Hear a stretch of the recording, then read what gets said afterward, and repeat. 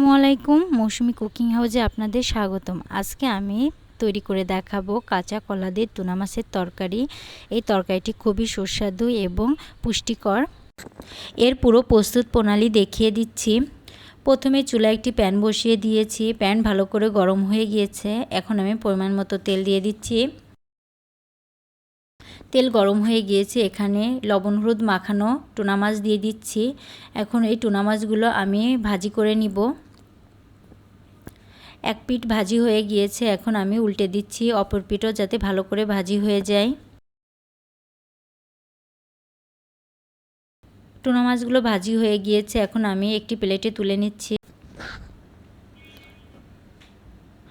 এখন ওই তেলের ভিতরে আমি এখানে 3টা পেঁয়াজ কুচি দিয়ে দিচ্ছি। এখানে আমি পেঁয়াজ আগে থেকে কুচি করে রেখেছিলাম, দিয়ে লাল করে ভাজি করে নিব।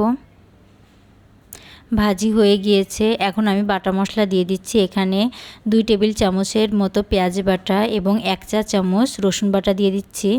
দিয়ে মশলাটা ভালো করে ভাজি করে নিব। ভাজি হয়ে গিয়েছে, এখানে আমি 1 চা চামচ হলুদের গুঁড়ি, 1 চা চামচ লবণ এবং হাফ চা চামচ জিরা গুঁড়ি দিয়ে দিচ্ছি।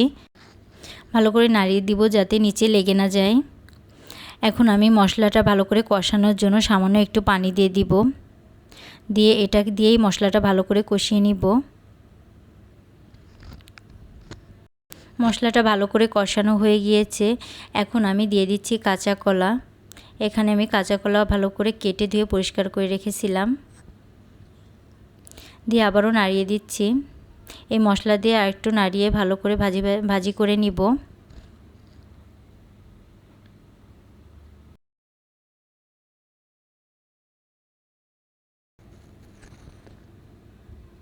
এখানে 2-3 মিনিটের মতো ভাজি করে নিব। ভাজি হয়ে গিয়েছে, এখন আমি ঝোলের পানি দিয়ে দিচ্ছি।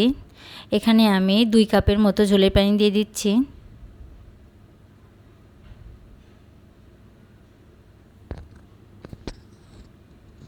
এখন 5-6টি কাঁচামরিচ চেরা দিয়ে দিচ্ছি। দিয়ে আমি 5 মিনিটের মতো ঢাকা দিয়ে রাখবো। ঝোলের পানিটা বলক চলে আসলে আমি এর ভিতরে আগে থেকে ভেজে রাখা টুনা মাছগুলো দিয়ে দিব। মাছগুলো দিয়ে দিচ্ছি।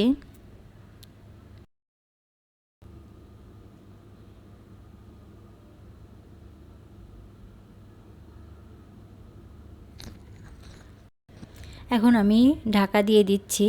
এখানে 10 মিনিটের মতো জাল করে নিব।